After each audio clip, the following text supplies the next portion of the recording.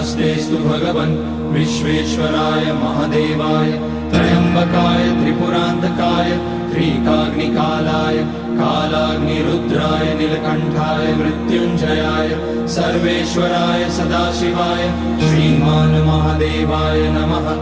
ॐ नमः शम्भवाय च मयोभवाय च नमः शङ्कराय च मयस्कराय च नमः शिवाय च शिवतराय च। ॐ त्र्यम्बकं यजामहे सुगन्धिं पुष्टिवर्धनम् उर्वारुकमिव बन्धनान् मृत्योर्मुक्ष्यमामृतात्।